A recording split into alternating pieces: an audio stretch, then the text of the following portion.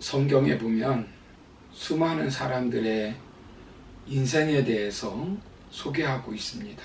처음에는 비상하는 삶을 살다가 나중에는 추락한 인생을 사는 사람들도 있습니다. 그 추락으로 더 이상 비상하지 못하고 인생을 끝내버리는 사람을 볼 수 있습니다. 대표적인 사람이 사울이라고 볼 수 있습니다. 사울은 갑자기 왕이 된 사람입니다. 신앙적으로 성령 충만하였습니다. 그는 외모도 잘생겼고 사람들에게 인기도 많았습니다. 그런데 마지막 인생은 자식과 함께 전쟁터에서 비참하게 죽었습니다. 예수님의 제자였던 가룟 유다도 마찬가지입니다. 유다는 예수님께 선택받아 제자가 되었습니다. 예수님의 신뢰를 받고 재정을 담당하였습니다. 처음에는 비상하는 삶이었습니다. 그러나 추락하여 예수님을 은 30냥에 팔아넘기고 결국 자살로 인생을 마감하였습니다. 아나니아와 삽비라 부부가 있습니다. 경제적으로 여유가 있고 신앙생활도 잘 하였던 부부였습니다. 초대교회 멤버가 되어 헌금하며 아름다운 공동체를 만든 사람입니다. 그러나 욕심 때문에 성령을 속이다가 아내도 죽고 남편도 죽는 일을 당했습니다. 사랑하는 성도 여러분, 이들은 처음에는 비상하는 삶을 살았지만 마지막에는 비참하게 추락하는 인생으로 마쳤습니다. 그러나 우리는 어떠한 형편과 상황 속에서도 추락하지 않고 비상하는 삶을 살아야 합니다. 오늘 본문을 보시면 비상하는 아버지, 비상하는 가정에 대해서 말씀하고 있습니다. 아들이 간질병에 걸렸습니다. 아이를 고치기 위해서 많은 재산을 허비하였고 가정은 고통 속에 웃음을 잃고 살 수밖에 없었을 것입니다. 온 식구가 불안하고 고통스러운 삶을 살아야 했을 것입니다. 그런데 이 가정은 예수님을 만나 비상하는 가정이 되었습니다. 우리는 이 가정을 통해 어떻게 비상할 수 있는가 하는 해답을 찾을 수 있습니다. 새가 높이 비상하려면 두 날개가 있어야 하듯이 우리의 인생도 비상하기 위해서는 두 날개가 있어야 합니다. 그것이 무엇입니까? 먼저는 지난 시간에 말씀드린 대로 믿음의 날개입니다. 오늘 두 번째 우리가 가져야 할 날개는 기도의 날개입니다. 본문 29절을 보시면 이르시되 기도 외에 다른 것으로는 이런 종류가 나갈 수 없느니라 라고 말씀합니다. 제자들이 예수님께 우리는 어찌하여 능히 그 귀신을 쫓아내지 못했습니까? 라고 물었습니다. 이때 예수님이 하신 말씀이 기도가 그 해답이다 라고 가르쳐 주신 것입니다. 기도가 인생을 비상하게 하는 것입니다.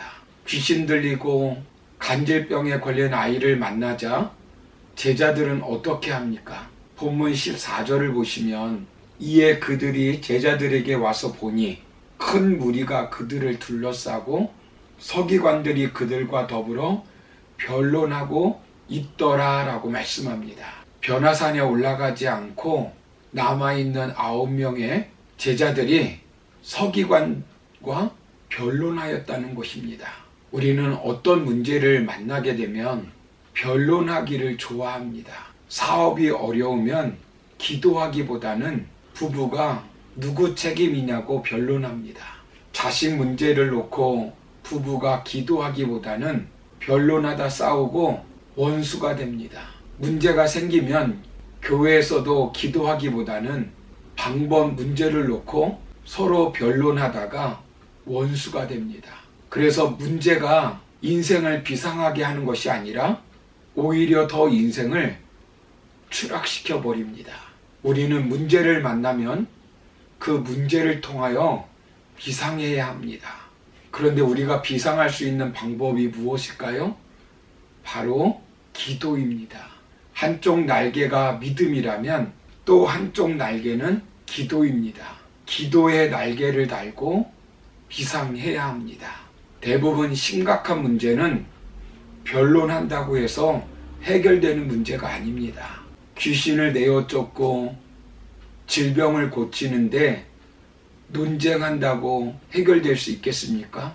변론하는 제자들을 향해서 예수님이 무엇이라고 말씀합니까? 16절을 보시면 예수님께서 그들과 무엇을 변론하느냐라고 물어보십니다. 여러분, 예수님이 몰라서 물어보셨겠습니까? 저는 아니라고 생각합니다. 논쟁하지 말아야 될 것을 논쟁하고 있기 때문에 예수님께서 질문하는 것입니다. 변론하지 말아야 될 것을 변론하고 있는 것입니다.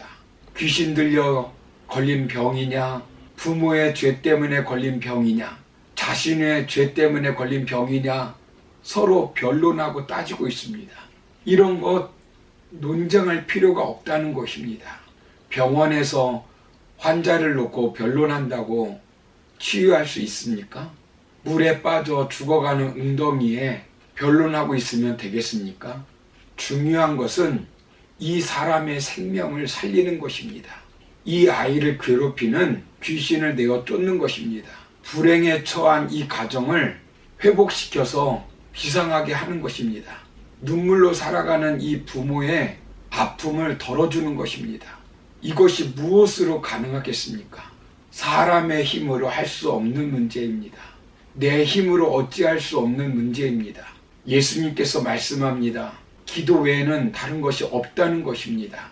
변론이 아니라 기도해야 합니다. 기도해야 비상할 수 있습니다.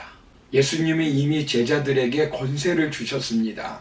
마가복음 6장 7절을 보시면 귀신을 제어하는 권세를 주시고 라고 말씀합니다. 귀신을 내어 쫓는 권세, 귀신을 제어하는 권세를 이미 주님께서 제자들에게 주셨습니다. 이 권세를 제자들은 이미 사용해 본 사람들입니다. 마가복음 6장 13절을 보시면 많은 귀신을 쫓아내며 많은 병인에게 기름을 발라 고치더라 라고 말씀하고 있습니다.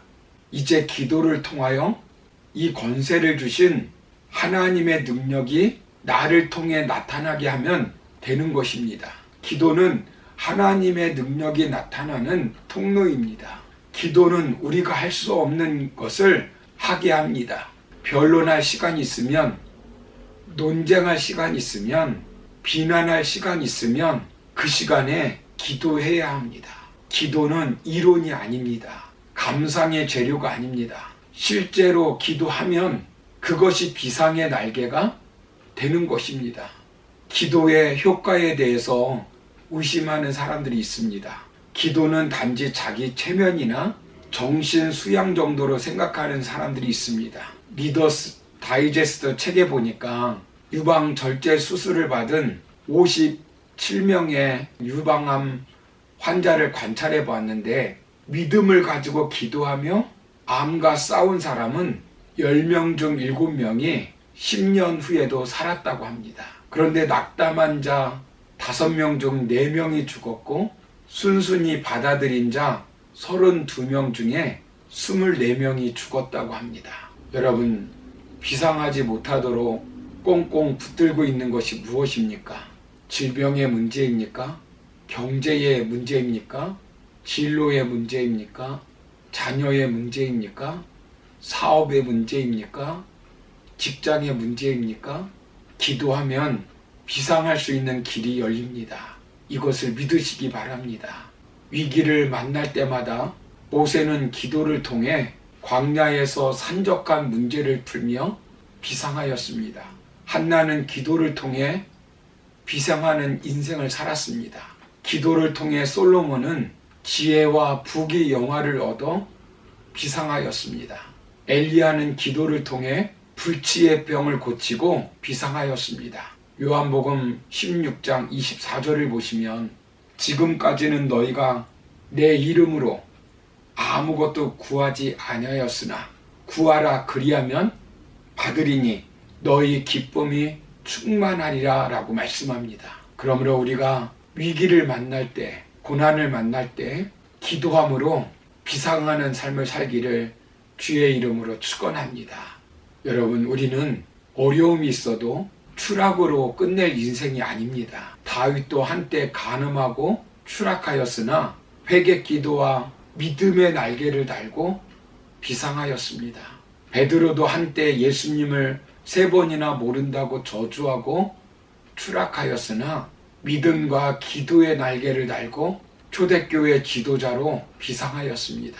야곱도 한때 사기꾼으로 추락하였으나 믿음과 기도의 날개를 달고 비상하여 12지파의 아버지가 되었습니다.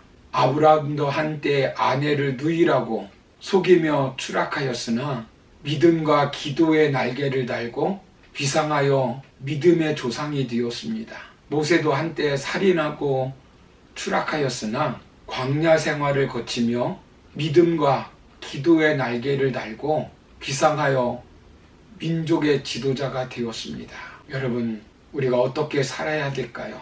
어떻게 해야 비상할 수 있을까요?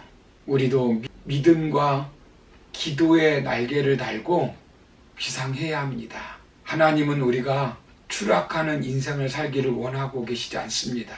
우리의 문제, 고난, 위기, 이 모든 것은 저와 여러분들이 믿음과 기도의 날개를 갖고 비상하기를 원하시는 하나님의 뜻이 있음을 여러분들 아시고, 그 문제를 통하여 오히려 믿음과 기도의 날개를 달아 비상하는 저와 여러분 다 되기를 주의 이름으로 축원합니다. 감사합니다.